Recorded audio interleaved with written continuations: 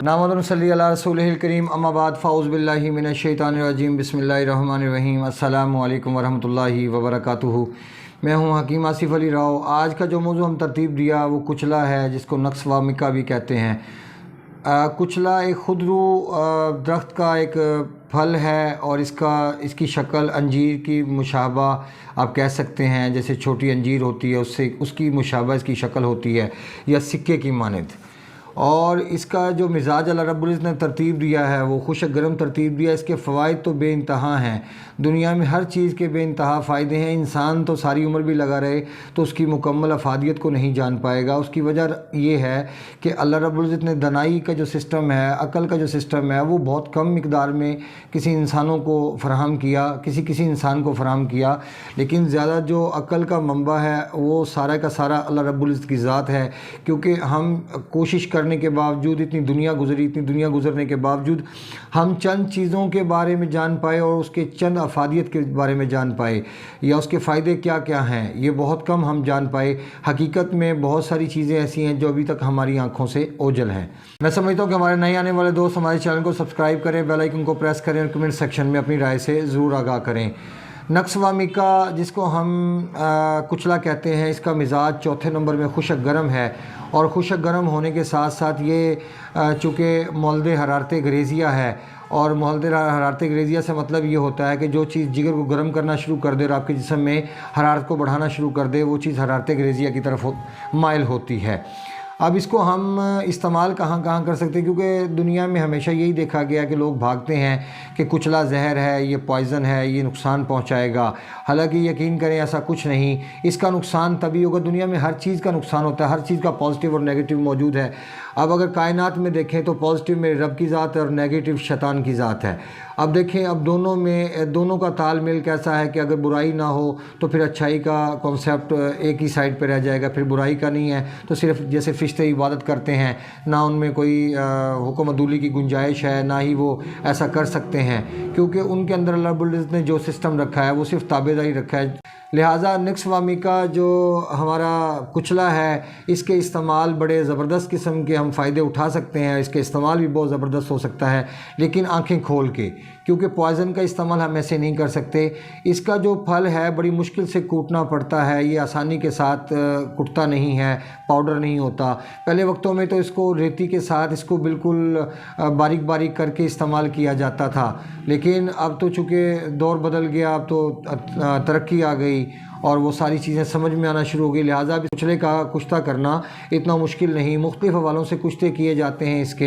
इसका मिजाज चूँकि खुशक गर्म है, इसलिए वो तमाम अलामात के लिए बेहतरीन है कि जो असाबी रतूबात की वजह से पैदा होती हैं, जिसमें सबसे जो सैर फरिस्त मसला है असाबी रतूबात की ज़्यादती की वजह से, वो सेक्स में कमी है, अज़ाए तनासल का ढीला हो जाना, उसमें इंतशार का बहुत कम पैदा होना, क्योंकि ऐसी हालत में दिल अपनी वर्किंग नहीं कर रहा होता, दिल का दबाव पूरा नहीं होता और दिल ठंडा हो रहा होता है। क्योंकि दिल के पास जब खून की सप्लाई पहुँचेगी तो वो अपनी वर्किंग शुरू करेगा, लेकिन जब असाब पे दबाव होगा, जिसम में रतूबात ज़्यादा होंगी, तो आप सोचें कि आप इससे दिल से काम कैसे ले सकते हैं। अब इसकी कुछ फ़ायदे आपको बताते हैं, क्योंकि इसके फ़ायदे तो बहुत सारे हैं, लेकिन चूँकि वक्त की कमी की वजह से मैं चाहूँगा कि हम इसको मुख्तसर तौर पे एक्सप्लेन करें।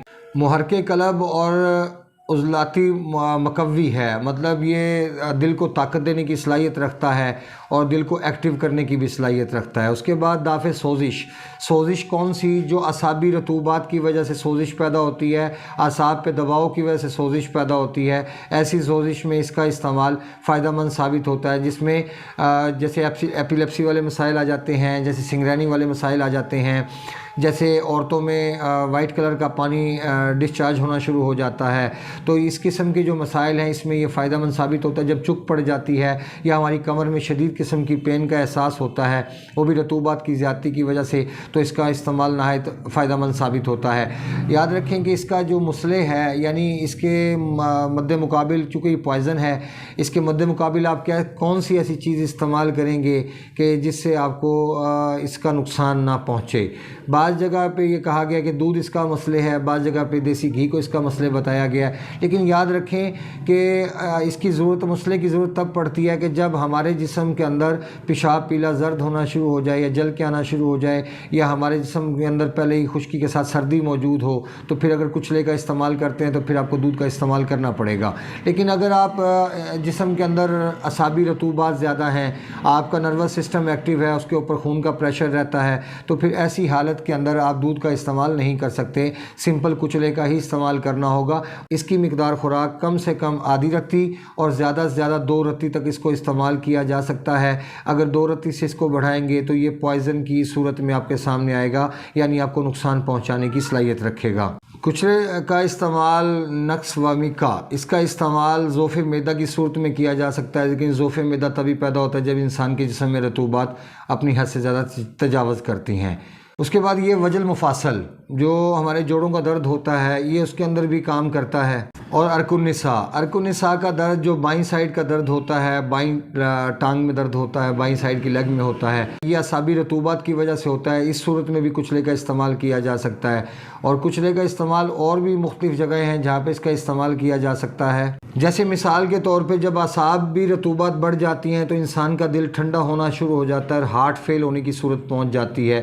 یاد رکھیں ایسی حالت میں چونکہ دل ٹھنڈا ہوتا ہے اور ہاتھ پاؤں ٹھنڈے ہونا شروع ہو جاتے ہیں، ایسی صورت میں کچلے کی خوراک، چند خوراکیں، مطلب اگر 2 گھنٹے کے بعد خوراک دینا شروع کر دیں کچلے کی، اگر کچھ کچلا پورا پاؤڈر اس کا صحیح تیار ہوا ہو، صحیح کچلا تیار ہوا ہو، تو آپ اس کی چند رتی کی خوراک دینا شروع کر دیں، جیسے 1 رتی سے 2 رتی کی مقدار آپ ہر 3 گھنٹے بعد دینا شروع کر دیں، تو پہلی خوراک کے ساتھ ہی انسان کا دل گرم ہو کر اور ہارٹ فیل ہونے والی جو کیفیت ہے وہ ختم ہو جائے گی، اور دل انسان کا گرم ہونا شروع ہو جائے گا، یعنی عضلات انسان کے گرم ہونا شروع ہو جائیں گے، اور عضلات کے گرم ہونے کے ساتھ ساتھ جو جگر ہے یہ بھی وارم اپ ہونا شروع ہو جائے گا۔ اور اس کا فائدہ کیا پہنچے گا؟ اس کا فائدہ یہ ہوگا کہ اعصاب کے اوپر سے دباؤ کم کرنے میں آپ کی ہیلپ کرے گا۔ چونکہ یہ ملین اور مولد صفرا ہے، مطلب تیزابیت سے حرارت کی طرف مائل کرتا ہے، اس حوالے سے اگر دیکھا جائے تو یہ جگر کے لیے بھی بے حد فائدہ مند ثابت ہوتا ہے، اور ملین ہونے کی وجہ سے یہ پخانے کو آسانی کے ساتھ خارج کرنے کا سبب بنتا ہے۔ اکثر لوگ سوچتے ہیں کہ شاید یہ قبض کرے گا، لیکن حقیقت میں یہ قبض کرنے کی صلاحیت نہیں رکھتا، یہ ملین تاثیر رکھتا ہے، اور پخانے کے ذریعے تمام وہ کچرا جو اعصابی رطوبات کی زیادتی کی وجہ سے رکا ہوا تھا، وہ تمام کا تمام دل کو ایکٹیو کرنے کے بعد یہ خارج کرنے کی بھی صلاحیت رکھتا ہے۔ اعصابی رطوبات کی زیادتی کی وجہ سے جو ہمیں ہماری رطوبات رکنے کی وجہ سے، اندری جسم میں رکنے کی وجہ سے ہمیں کالج کا درد یعنی قبض کے مسائل کا سامنا بعض ٹائم کرنا پڑتا ہے۔ اگر آپ کالج کے درد کو رفع کرنا چاہتے ہیں تو اس کا استعمال آپ کے جگر کے شریانوں کو صاف کرنے کی صلاحیت رکھے گا، کیونکہ یہ حرارت غریزیہ کو پیدا کرنے کا سبب بنتا ہے اور خون میں حرارت کو بڑھانا شروع کر دیتا ہے۔ اس لیے جیسے جیسے اس کا استعمال ہوتا جائے گا آپ کے جسم میں حرارت بہتر ہوتی چلی جائے گی، اور جو سدے ہیں وہ تحلیل ہو کے وہ جسم سے خارج ہونا شروع ہو جائیں گے۔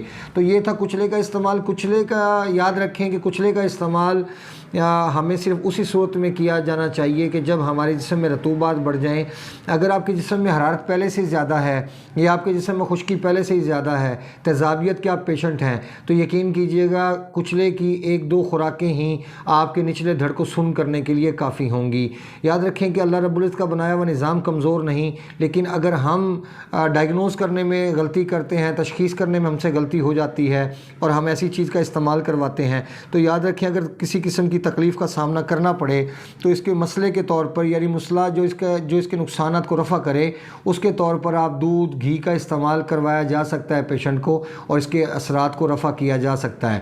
لیکن کوشش کریں کہ بغیر تشخیص کے یا بغیر ڈائگنوز کے، چاہے کچلا ہے، چاہے وہ اجوائن ہے، چاہے وہ پودینہ ہے، چاہے وہ دنیا کی کوئی بھی چیز ہے، سونف ہے، اب سونف زہر تو نہیں ہے، اب پودینہ زہر تو نہیں ہے، اجوائن زہر تو نہیں ہے، دار چینی زہر تو نہیں ہے، لیکن جب ہمیں اس کی ضرورت نہ ہوگی یہ پوائزن ہوگا، ہمارے لیے زہر بن جائے گا۔